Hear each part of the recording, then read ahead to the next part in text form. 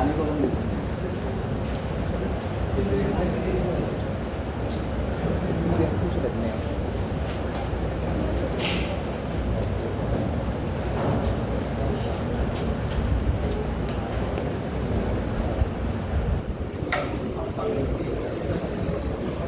ভালো হয়ে গেছে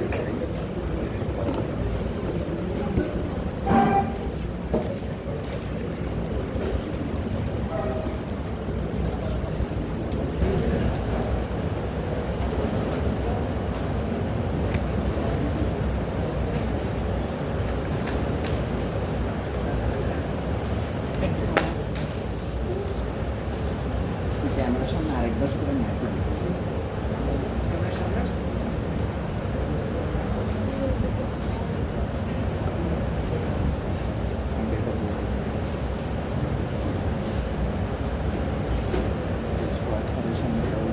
হাত দিতে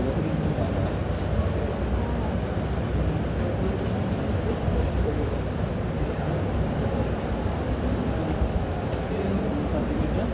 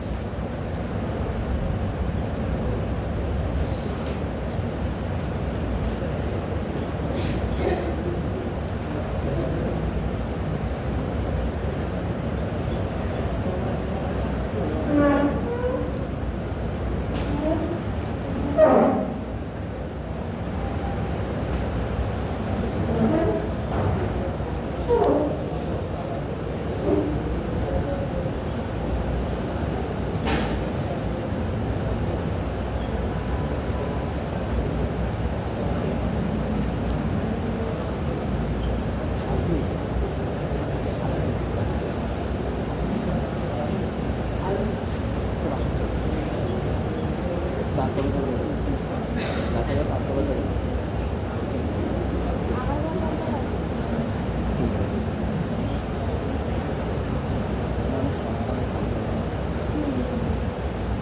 ঠিক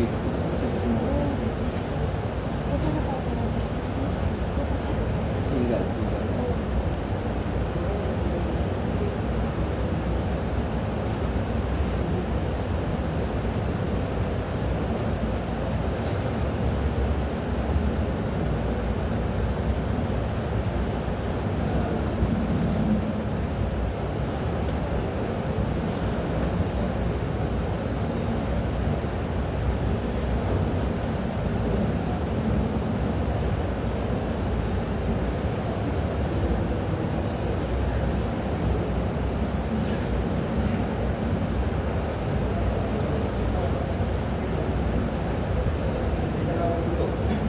Smart Textiles is a special brand of textiles.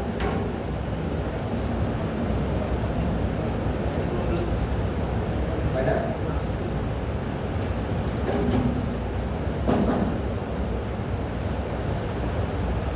লিখতেছো? আচ্ছা একটু বলে দেই Smart Textile is a special brand of textiles that respond to various stimuli, that is I dot mean that is physical, environmental, biophysical বা biostimuli. Physical stimuli হচ্ছে touch, pressure. Environmental stimuli হচ্ছে temperature, humidity. Biological stimuli বা biosignal সেটা হচ্ছে biomechanical হতে পারে, bioelectrical, biotechnical, biomarker. Biomechanical হচ্ছে respiration rate, thoracic expansion আরো বেশি কিছু থাকতে পারে মানে আসবে এগুলো। Bioelectrical হচ্ছে ECG, EMG, EOG আর বায়োকেমিক্যাল বা বায়োমার্কার হচ্ছে সোয়েট থেকে অলরেডি আমাদের সিআরপি সি রিঅ্যাক্টিভ প্রোটিন বলে যায় সেটা হচ্ছে স্কিন থেকে এটা ডিটারমাইন করা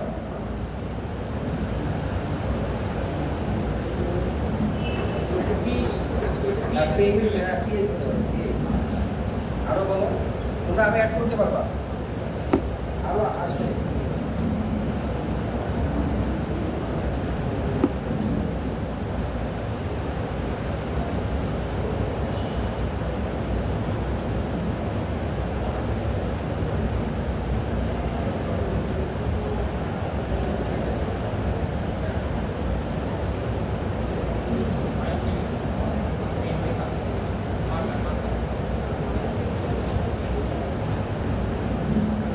আচ্ছা,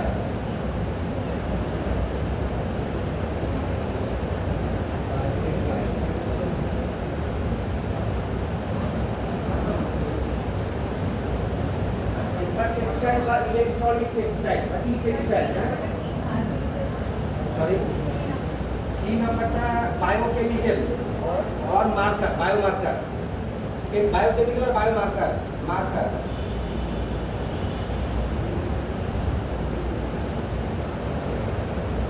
সোয়েট হতে পারে, সোয়েট থেকে পিএইচ হতে পারে, পিএইচ ছাড়াও আরো অনেক ধরনের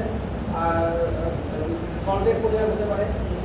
CS salt, C reactive protein, C একটা C reactive protein from sweat.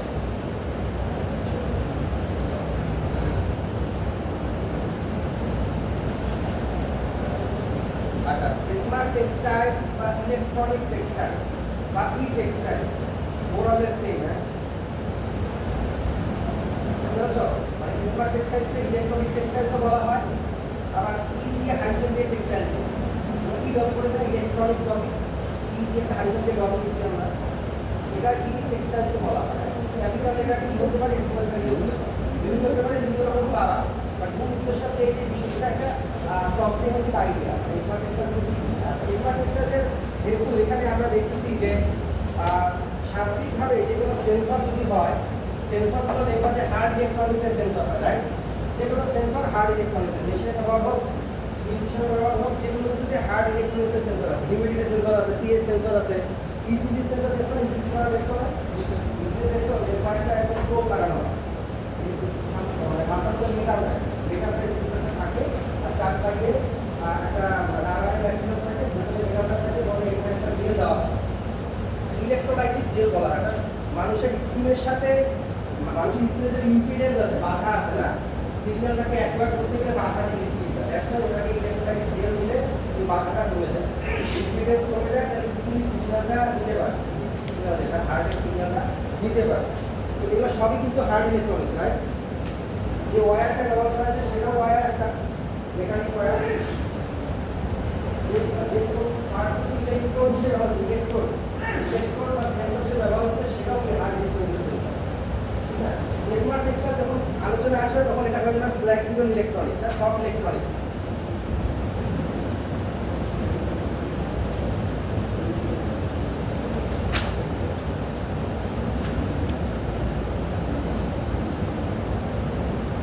যেহেতু টেক্সটাইল ম্যাটেরিয়াল, সফট ইলেকট্রনিক্স আর ফ্লেক্সিবল ইলেকট্রনিক্সের মধ্যে অনেক ফিল্ম বেসড ইলেকট্রনিক্সও আছে, ফিল্ম, ন্যানো ফিল্ম, ওগুলোকে ফিল্ম বেসড ইলেকট্রনিক্স বলা হয়, যেগুলোকে ওয়্যারেবল বলা হয়, মানে পরিধানযোগ্য কথা বলা হয়। ধরো ওটা স্কিন প্যাচ হিসেবে ব্যান্ডেজের মতো করে ওটা স্কিন প্যাচ ডেভেলপ করা হয়েছে, মানে ফিল্ম দিয়ে, টেক্সটাইল ম্যাটেরিয়াল দিয়ে, পরিবারিক কোনো ফিল্ম দিয়ে একটা সেন্সর ডেভেলপ করা হয়েছে।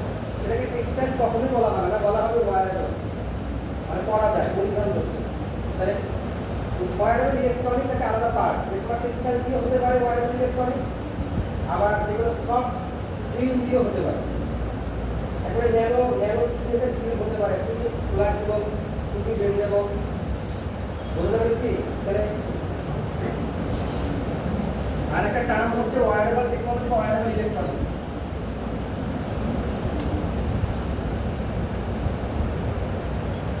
সেটার মধ্যে স্মার্ট টেক্সটাইল হতে পারে বা ই টেক্সটাইল হতে পারে, আবার সফট ফিল্ম বেসড যে কোনো কিছু হতে পারে, ফিল্ম বেসড ইলেকট্রনিক্স হতে পারে, মানে হার্ড ইলেকট্রনিক্স নয়। যেহেতু এটা পরিধানযোগ্য, ওয়্যারেবল করতে হবে, সেটা বিভিন্ন কৌশলে দিতে হতে পারে, হাতে হতে পারে, বুকের এই জায়গার মধ্যে একটা স্কুলের ক্যাচ লাগাই দিল, যেটা দিয়ে সে ওয়্যারলেস ওয়েতে মানুষের স্কুলের রেজাল্টের মানে মাধ্যমে আমরা মোবাইলে সফট ফিল্ম লেভেলের মধ্যে হতে পারে, খুবই থিন ফিল্ম, যেটা আলটিমেটলি ইলেকট্রনিক্সের মধ্যে কাজ করবে, ইলেকট্রনিক্স হিসেবে কাজ করবে, এবং সেটা স্মার্ট টেক্সটাইল না, ইলেকট্রনিক টেক্সটাইল না, সেটা হচ্ছে একটা ওয়্যারলেস। ঠিক আছে? আচ্ছা, যেহেতু টেক্সটাইল ম্যাটেরিয়ালটা মানুষ সবসময় পরে, রাইট? গরম ঠান্ডা যে পোর্শনই হোক, যে কন্ডিশনে হোক, সবসময় টেক্সটাইল পরে, সব ক্ষেত্রেই পরে, রাইট? তাহলে সাময়িকভাবে টেক্সটাইলের আমরা যে ক্লোদিং করি, সেটার উদ্দেশ্য হচ্ছে আমাকে অ্যাডভান্স ক্লাইমেটিক সিচুয়েশন থেকে প্রোটেক্ট করা, সিভিলাইজেশনের একটা পার্ট, মডেস্টি, অ্যাডর্নমেন্ট, নিজেকে সজ্জিতকরণ, বিভিন্ন কালচারাল ব্যাপার থাকে, এইগুলো আছে পোশাকের মূল উদ্দেশ্য, রাইট? যেহেতু মানুষ সবসময় পোশাক পরে, যদি এই পোশাকটাকেই যদি, এই গার্মেন্টসটাকেই যদি এনিহাউ এই যদি কোনো সিগন্যালকে অ্যাকোয়ার করে, লেটভাবে পরিস্থিতি করে, একজন ব্যক্তিকে একেবারে শোয়ায় ফেলা হয়, রাইট? শুয়ে থাকে, কোনো নড়াচড়া করে না, এরপরে ওখানে একটা ইলেকট্রনিক জেল দেওয়া হয়, যেটা আসলে অ্যালার্জেনিক হতে পারে, স্কিন ইরিটেশন ক্রিয়েট করতে পারে, ডিসকমফোর্টেবিলিটি আসা অবশ্যই। এরপরে একটা ইলেকট্রোডটা লাগাই দেওয়া হয়, এরপরে বেশ কিছুক্ষণের মধ্যে একটা সিগন্যাল অ্যাকোয়ার করে দেওয়া হয়। এই ক্ষেত্রে কিন্তু রিয়েল টাইম মনিটরিং হচ্ছে না, বুঝছে? রিয়েল টাইম মনিটরিং হচ্ছে না, ওই নির্দিষ্ট সময়ের জন্য ইসিজিটাকে মেজার করা হচ্ছে, রাইট? চিন্তা ভাবনাটা এরকম যে যদি এরকম মানুষ সবসময় কোনো না কোনো গার্মেন্টস পরে থাকে, তাহলে গার্মেন্টসের মধ্যে গার্মেন্টসে যদি এই ক্যাপাবল করা হয়, তো সেই ইলেকট্রোকেমিক্যাল সিগন্যাল বা ইলেকট্রোমেকানিক্যাল সিগন্যাল, ইলেকট্রো বায়োইলেকট্রিক্যাল সিগন্যালগুলোকে অ্যাকোয়ার করতে পারে, অ্যাডিশনাল তার একটা অ্যাডভান্টেজ কিছু দিতে পারে, তাহলে বেটা হয়। যেহেতু মানুষ সব সময়ের জন্য কি করে টেক্সটাইল পরে, সবসময় করে না। এখন যেহেতু এখন হার্ট অ্যাটাক, কার্ডিয়াক অ্যারেস্ট, বিভিন্ন ইস্যুগুলোর সাথে বেশি, রাইট? তো এখন একজন মানুষের যদি রিয়াল টাইম মনিটরিং করতে চায় যে তার হার্টের অবস্থা সবসময় জন্য কী হচ্ছে, তার হার্টের অবস্থাটা সবসময় কেমন থাকতেছে, এটা তো তোমাকে সারাক্ষণ তাকে শুয়ে থাকতে হবে, সারাক্ষণ ইসিজি জায়গাটা লাগায় রাখতে হবে, এটা পসিবল। রিয়াল টাইম মনিটরিং মানে হচ্ছে একজন ব্যক্তি নির্দিষ্ট কাজ করবে, তার ডেইলি অ্যাক্টিভিটিসগুলোকে সে করবে, কিন্তু তার ইসিজি সিগন্যালগুলোকে আমরা একটা করতে থাকবো 24 ঘন্টার জন্য। এটা তো পোশাক ছাড়া পসিবল না, যেহেতু পোশাক সবসময় সে পরে থাকে। আদারওয়াইজ যে কোনো একটা রিজিড ম্যাটেরিয়াল, রিজিড কোনো একটা ডিভাইস সবসময় ক্যারি করা পসিবল, রিজিড যে কোনো ডিভাইস সবসময় ক্যারি করা পসিবল। এবং মানুষের এটা যে ওয়্যার আছে, সে একদিন করলে দ্বিতীয় দিন আনউইলিনেস ক্রিয়েট করবে, শো করবে যে আমার ভালো লাগছে, ঠিক না?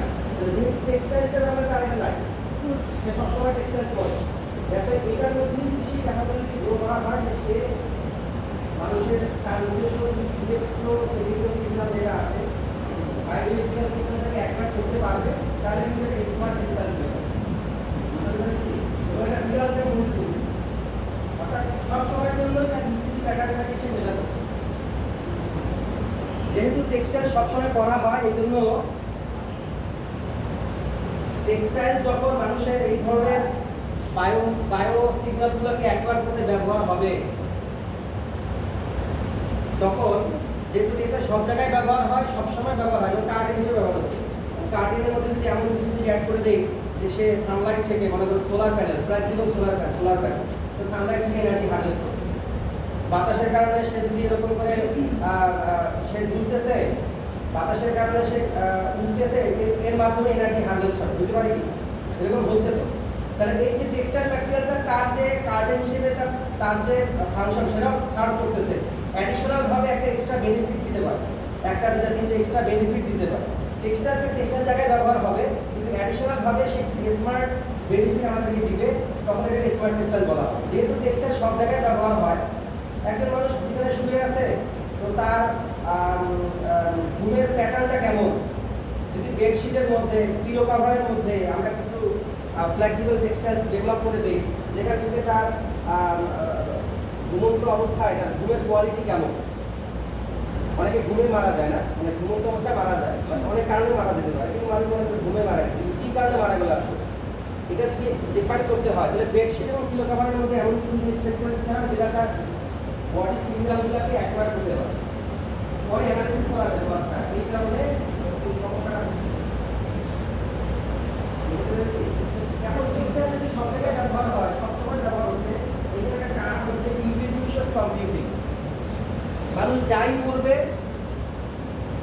যাই ব্যবহার করবে সেটাই কমপ্লিট করবে।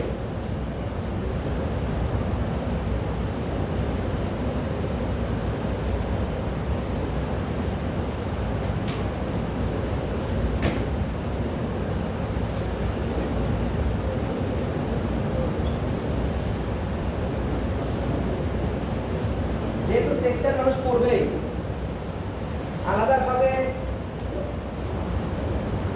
আলাদা কোনো ডিভাইস নেই বা মানুষের জন্য কমফোর্টেবিলিটি সবসময় প্রতিদিন নেই হতে পারে, এবং মানুষের বিভিন্ন জিনিস থাকতে পারে। যেমন বায়ো সিগন্যালের মধ্যে কতগুলো ভাগ বুঝতে রেসপিরেশন রেট, যারা COPD chronic obstructive pulmonary disease, COPD নাম শুনেছো, যারা খুব বেশি হাঁপানি রোগী সিওপিডি বলে এটাকে। আরো অনেক ধরনের ভাগ আছে, একটা হচ্ছে সিওপিডি।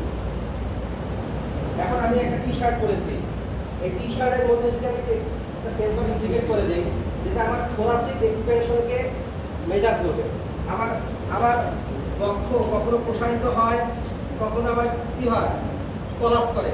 এই যে কলাপস করতেছে, এটা একটা নির্দিষ্ট প্যাটার্ন মেনটেন করতেছে। আমি যদি সুস্থ মানুষ আলহামদুলিল্লাহ, হ্যাঁ, আর যে ব্যক্তিটা অসুস্থ, যখন হাঁপানির সমস্যাটা বেড়ে যায়, তখন তো তার থোরাসিক এক্সপেনশন বেশি করে নিঃশ্বাস নিতে হয়, মানে বেশি করে ইনহেল করতে হয়, কারণ তার তো ফুসফুসে পর্যাপ্ত বাতাস নেই, অক্সিজেন নেই, তো তার তখন থোরাসিক এক্সপেনশন বেশি হয়ে যায় ওই নির্দিষ্ট টাইমে। তো আমি যদি একজন সিওপিডি রোগীর রিয়াল টাইম ডাটা মনিটরিং করতে চাই, যে আসলে তাকে যখন ট্রিটমেন্ট দেওয়া হচ্ছে, ডক্টর চাইলো যে তাকে ট্রিটমেন্ট দেওয়া হচ্ছে, তা আমি এর 3 দিন পরে আসতে বলবো, 3 দিনের টোটাল ডাটা চাই। রাত্রে বেশি হয়, সন্ধ্যায় বেশি হয়, নাকি সকালে বেশি হয়, নাকি ঘুমের মধ্যে বেশি হয়েছে, সে তো ঘুমাইছে কিন্তু সে তো বুঝতে পারতেছে না, ঘুমের মধ্যে হয়তো বা তার কষ্ট হয়েছে, কিন্তু সে গভীর ঘুমেছিল। এই টোটাল ডেটাটা 72 ঘন্টার ডেটা আমি চাই। তো তাকে একটা টি শার্ট করতে হবে, যে টি শার্টটার মধ্যে ফ্লেক্সিবল ইলেকট্রনিক্স থাকবে, হার্ড ইলেকট্রনিক্স কিছুই থাকবে না, যেটা তার কমফোর্টেবিলিটি কোনো হ্যাম্পার করবে না, ঠিক না, ওয়ারেবিলিটি কোনো হ্যাম্পার করবে না। তার থোরাসিক এক্সপেনশনটার যে রিয়াল টাইম ডাটা, এটা আমরা পেয়ে গেলাম। এখান থেকে ডাটাটা প্লট করে দেখা যাচ্ছে যে না, আজকে কখন থেকে সে করেছে, এখান থেকে রিয়াল। আমরা জানি যে বিভিন্ন ধরনের মাইক্রোকন্ট্রোলারে ক্লক বা ঘড়ি সিস্টেম টাইমার সেট করে দেওয়া যায়। যারা তোমরা একটু মোটামুটি একটু কাজ করো ইলেকট্রনিক্স বা বিভিন্ন মাইক্রোকন্ট্রোলার বোর্ড নিয়ে, তো তারা জানে যে ওখানে রিয়াল টাইম মনিটরিংয়ের জন্য ক্লক দেওয়া যায়, অর্থাৎ ঘড়ি। তুমি ধরে এখন সে দুপুরে করেছে, দুপুরের টাইম কত, টাইম সেট করে দিলে পরে 3 দিনের দুপুরে গিয়ে ওর রিয়াল টাইম ডাটা শুরু করতে। এখন 6 ঘন্টা করে, 8 ঘন্টা করে, 10 ঘন্টা করে, তার এই যে গ্রাফটা দেখা যাচ্ছে যে রাত্রেবেলা অনেক বেশি হয়েছে, ফ্লাকচুয়েশনটা বেশি হয়েছে রাত্রে, দিনের বেলা থেকে রাত্রেবেলা বেশি হয়েছে, হতে পারে না এটা?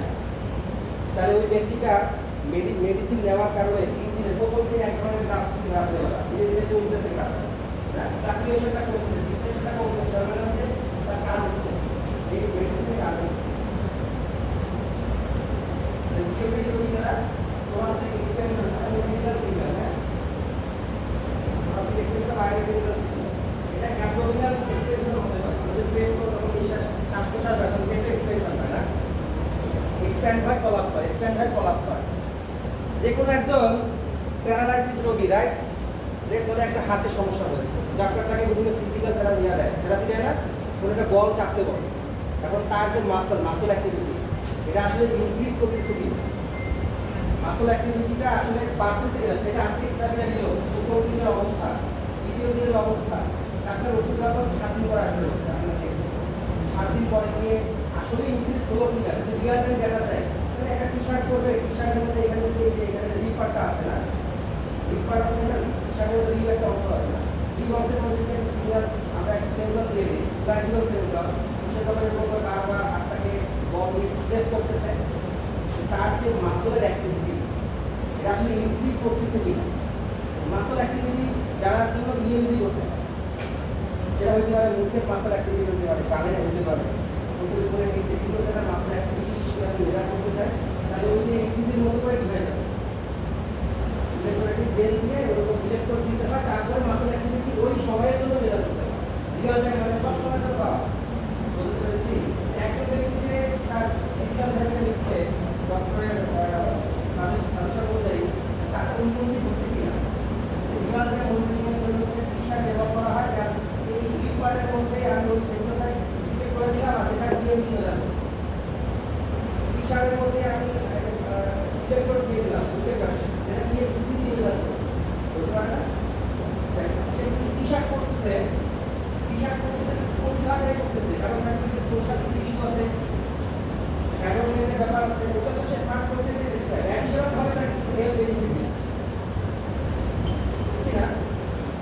স্মার্ট টেক্সটাইল ওদের কিন্তু টেক্সটাইলের সব জায়গায় ব্যবহার হয়, সবাই সবসময় করে, এটা একটা নির্দিষ্ট ফর্ম দিতে হবে। ওটা ক্লিয়ার? স্মার্ট টেক্সটাইল ভালো ক্লিয়ার? হ্যাঁ, লিখে নিছো? যেমন সাংবাদিক বলছে, যেমন সাংবাদিক বলে বা লেকচার সেবা এক্সাম দিতে হবে,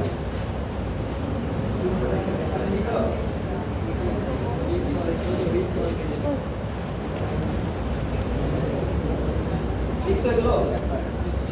তোমাদেরকে 3টা পেপার দিয়েছি, পেপারটা আশা করি পড়ে ফেলেছো। মানে আমি তোমাদেরকে বলি যেটা, হ্যাঁ 3টা পেপার দিয়েছি। একটা পেপার হচ্ছে smart shirt for obstacle avoidance,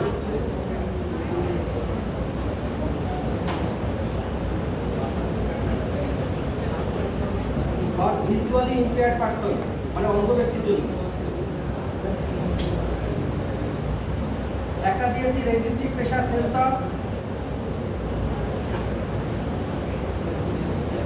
আর একটা দিয়েছি স্ট্রেন সেন্সর। 3টা পেপার দিয়েছি। প্রথম পেপার যেটা ভিজুয়ালি ইম্পেয়ার্ড পারসন, অন্ধ ব্যক্তির জন্য নেভিগেশন করতে সাহায্য করে, একটা স্মার্ট শার্ট ডেভেলপ করেছে। যে স্মার্ট শার্টের মধ্যে ultrasonic sensor, hard electronic ultrasonic sensor লাগাইছে, এটা একটা জায়গায় একটা ভাইব্রেশন মোটর দিয়েছে, সেটা আবার দুই জায়গায় দিয়েছে ভাইব্রেশন, আর মাঝখানে একটা কি দিয়েছে, একটা মাইক্রোকন্ট্রোলার বোর্ড দিয়েছে, লিলিপ্যাড বলে, কারগুলো লিলিপ্যাড মানে যাই হোক মাইক্রোকন্ট্রোলার বোর্ড। এখন পর্যন্ত মাইক্রোকন্ট্রোলার বোর্ড ফ্লেক্সিবল হয় না, মানে আমরা তো বোর্ড যদি বলছি ফ্লেক্সিবল ইলেকট্রনিক্স সেন্সর অ্যাকচুয়ালি ওয়্যারের বদলে কন্ট্যাক্ট গিয়ার দেওয়া যায়, কিন্তু মাইক্রো ইলেকট্রনিক্স যেটা আলটিমেটলি মাইক্রো কন্ট্রোলার প্রসেসর, সেটা এখন পর্যন্ত সলভ হয় না, ফ্লেক্সিবল হয় না, অনেক টিনি হয়েছে, অনেক ছোট করার চেষ্টা করা হচ্ছে, অনেক ছোট। এটা কারণ ছোট করার চেষ্টা করা হচ্ছে, বড় ছিল ছোট করে ফেলছে, কিন্তু এখন আর ফ্লেক্সিবল হয় না। বুঝতে পেরেছি? বাকি সবই ফ্লেক্সিবল হয়ে গেছে। এখন প্রথম যে পেপারটার কথা লিখেছি, সেই পেপারটা হচ্ছে মূলত ফার্স্ট জেনারেশন স্মার্ট টেক্সটাইল। প্রথম দিকে যখন এই চিন্তাটা করা হতো, মানুষ যা করবে সেটা যদি মানুষের কিছু অ্যাডিশনাল বেনিফিট দেয়, স্মার্ট বেনিফিট দেয়, যেহেতু স্মার্ট টেক্সটাইলের ইন্টারডিসিপ্লিনারি ফিল্ড, এখানে ইলেকট্রনিক্স লাগবে, প্রোগ্রামিং লাগবে, টেক্সটাইল লাগবে, ফিজিক্স লাগবে, কেমিস্ট্রিও লাগবে, ট্রান্সডিসিপ্লিনারি বা ইন্টারডিসিপ্লিনারি ফিল্ড, ঠিক না? এটা অনেক ধরনের কম্বিনেশন, অনেক ধরনের রিসার্চার একসাথে কাজ করে একটা প্রোগ্রাম করতে হবে। এখন প্রথম দিকে চিন্তা করা হতো, প্রথম দিকে যে আমরা যে হার্ড ইলেকট্রনিক্স আছে, সেই হার্ড ইলেকট্রনিক্সকে হ্যান্ড সুইং করে হোক বা এদিকে আমি একটা গার্মেন্টসের মধ্যে ইন্টিগ্রেট করে দিই। আমি ইন্টিগ্রেট করে দিয়েছি প্রথম পেপারটা, হাত দিয়ে সেলাই করছি, হাত দিয়ে একটা নির্দিষ্ট জায়গা দিয়ে, এখানে একটা দিয়েছে, এখানে একটা দিয়েছে। তো সোলার সেন্সর যেটা করে, একটা নির্দিষ্ট রেঞ্জ পর্যন্ত কোনো অবস্টাকল আসলে ওটাকে ডিটেক্ট করতে পারে। ধরো 10 মিটার বা 5 মিটার, এখান থেকে আমি যখন হাঁটতেছি, তখন এখান থেকে সে অলওয়েজ সিগন্যাল পাস করতেছে, সোলার মানে সাউন্ড ওয়েভ পাস করতেছে। সাউন্ড ওয়েভটা কি ওর গায়ে লাগলো, ওটা অবস্টাকল যেটা আছে, গাছ থেকে আবার রিটার্ন হয়ে আমাদের এখানে আসে, টাইম আছে, টাইমের মধ্যে সে ডিটেক্ট করে ফেলবে, টাইম ডিটেক্ট করে ফেললো সোলার সেন্সর। ডিটেক্ট করার পরে সে কন্ট্রোলে পাঠাই দেবে, সামনে একটা অবস্টাকল আছে 3 মিটার দূরে। এই অবস্টাকল কোন দেখুন বামে না ডানে, এটা দুই সাইডে, বামে দেওয়া আছে সেন্সর, ডানেও সেন্সর দেওয়া আছে, অ্যাকচুয়েশন ভাইব্রেশন মোটর দেওয়া আছে, বামে দেওয়া আছে, ডানেও দেওয়া আছে। এটা ধরো বামে ডিটেক্ট করলো, বামে ভাইব্রেশন মোটরটা ভাইব্রেট করলো, কিন্তু অল্প মানুষ, কিন্তু দুটোতে বাম দিকে একটা অবস্টাকল আছে। আমরা বুঝছো না, লাঠি দিয়ে না চলে, গার্মেন্টস করে গার্মেন্টস দিয়ে চলে, লাঠি লাগবে না। তাহলে এটা একটা অবস্টাকল অ্যাভয়েডেন্স করার জন্য একটা স্মার্ট শার্ট ডেভেলপ করলো, যেখানে হার্ড ইলেকট্রনিক্সকে ম্যানুয়ালি সুইচ করে ইন্টিগ্রেট করে দিয়েছে। এটা প্রথম দিকে ধারণা ছিল, এটা 12 সালের পেপার, স্মার্ট টেক্সটাইলের বয়স বেশি না, এটা মনে করো 2000 সালের পর থেকে একটু ব্যবহার শুরু করেছে, 10-এর পর 11-এর পর একটা বেশি ডেভেলপ হয়েছে। তাহলে এটা প্রথম দিকে 12 সালের পেপারে ওই চিন্তা করা হয়েছে। বুঝতে পেরেছি? এটা যে ফার্স্ট জেনারেশন, অর্থাৎ যখন মানুষ হার্ড ইলেকট্রনিক্সকে শার্টের মধ্যে গার্মেন্টসের মধ্যে ম্যানুয়ালি সুইং করে ইউটিলিটি করে দেওয়ার চেষ্টা করেছে এই ধারণাটা এই এক্সট্রা অ্যাডভান্টেজ পাওয়ার জন্য তখন এটা হয়েছে স্মার্ট টেক্সটাইল বাট দেখো এটা কিন্তু ওয়্যারের কমফোর্টেবিলিটি হ্যান্ডেল করবে ওয়াশেবিলিটিকে হ্যান্ডেল করবে ঠিক আছে যদি সোয়েটিং হয় ঘেমে যায় তাহলে এই যে সল্টি সল্ট বা সোয়েট দিয়ে ওই ইলেকট্রনিক্সগুলো নষ্ট হয়ে যেতে পারে এগুলো কিন্তু এক্সক্লুড করা হয়েছে কী হবে করে দেখা যাবে আগে আগে সে এক্সট্রা কিছু বেনিফিট দিক বলতে এখনও কিন্তু চ্যালেঞ্জ হচ্ছে এটাতে খুব ঘেমে যাবো বৃষ্টি পানি পড়তে পারে অত্যাধিক গরমে সেটা আমাদের রোধ করতে পারে তাতে কি আসলে ইলেকট্রনিক্স ড্যামেজ হয়ে যাবে কিনা বা পারফরমেন্স ডিগ্রেড করবে কিনা এগুলো এখন এক্সিস্টিং চ্যালেঞ্জ এই চ্যালেঞ্জগুলো এখন স্মার্টের সাথে আছে আগে দেখা যাচ্ছে আমার এক্সট্রা কোনো বেনিফিট দিতে পারে কিনা পরে চ্যালেঞ্জগুলো ধীরে ধীরে মোকাবেলা করা প্রথম পেপারটা দিয়েছে এটা হচ্ছে ফার্স্ট জেনারেশন স্মার্ট টেক্সটাইল পরের দুটো পেপার হচ্ছে সেকেন্ড জেনারেশন স্মার্ট টেক্সটাইল চিন্তা করেছে যে সেন্সরগুলোকে আমরা আর হার্ড ইলেকট্রনিক্সে রাখবো না ফ্লেক্সিবল ইলেকট্রনিক্সে কনভার্ট করে দিই ইয়ারের মধ্যে একটা সিলভারের কোটিং করা হয়েছে এটা সাইজিং করে কিনা সাইজিং করার সময় কি করে সাইজ কেমিক্যালগুলো ভিতর থেকে ইয়ারকে পাস করলে ইয়ারের উপরে সাইজ কেমিক্যাল কোটিং করে না ফ্লেক্সিবল কোটিং করে কিনা তো যদি আমি সিলভার নাইট্রেটের কোনো একটা ডিসপারশন ক্রিয়েট করি সলিউশন ক্রিয়েট করি ভিতর দিয়ে ইয়ার্ন পাস করি ইয়ারের মধ্যে কোটিং হয়ে যেতে পারে তো ইয়ার্নের মধ্যে দেখা যায় ইয়ারটা সিলভারের কারণে টোটালি কন্ডাক্টিভ হয়ে গেল এই কন্ডাক্টিভ ইয়ার দিয়ে আমরা নর্মাল ব্রেকিং বিভিন্নভাবে আমরা একটা ফেব্রিক ডেভেলপ করলাম গতবার ইন্টারশিয়া করেছি ইন্টারশিয়া বলতে একটা টি শার্টের ফ্রন্ট পার্টের এই জায়গার মধ্যে আমি একটা প্যাচ ডেভেলপ করলাম ইন্টারশিয়া টেকনিকে ওই জায়গায় শুধুমাত্র সিলভার কোটেড ইয়ার দিয়ে ওই জায়গায় আমি একটা সেন্সর ডেভেলপ বাকি জায়গায় কিন্তু নন কন্ডাক্টিভ ইয়ার তাহলে ওই সেন্সর ডেভেলপ হয়ে গেল এখন যেহেতু ইয়ার দিয়ে ডেভেলপ করা হচ্ছে ফাইবার দিয়ে ইয়ার দিয়ে যখন ডেভেলপ করা হয় কোনো একটা সেন্সরকে তখন এইটাকে বলা হয় সেকেন্ড জেনারেশন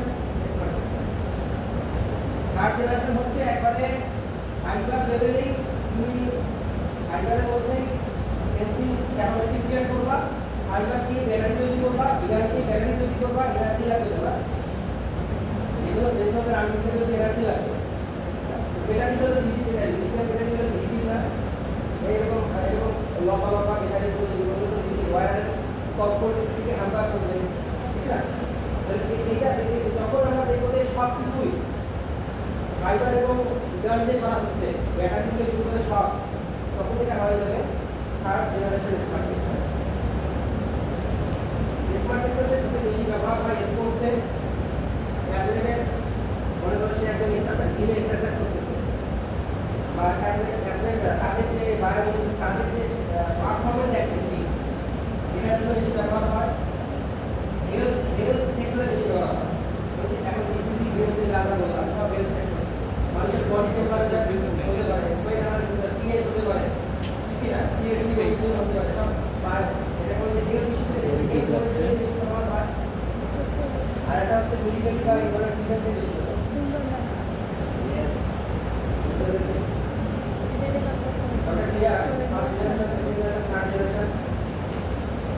পেপারগুলো করতে হবে আমরা আগামী পেপার নিয়ে আরো ডিসকাস করবো আগামী ক্লাসে এই দুটো পেপার নিয়ে ডিসকাসের কিছু নয় কারণ এখানে সেন্সরগুলো সব ইজি জাস্ট সেন্সর দিয়ে কাজ করে এতটুকু এখানে হচ্ছে আমরা সেন্সর বানাইছি সেন্সর বানানো হয়েছে ইয়ার্ন দিয়ে সেটা আমরা আলোচনা করবো কীভাবে সেন্সরটা সেন্স করে কোন প্যারামিটারের ভিত্তিতে সেন্স করতেছে রাইট ঠিক আছে বলো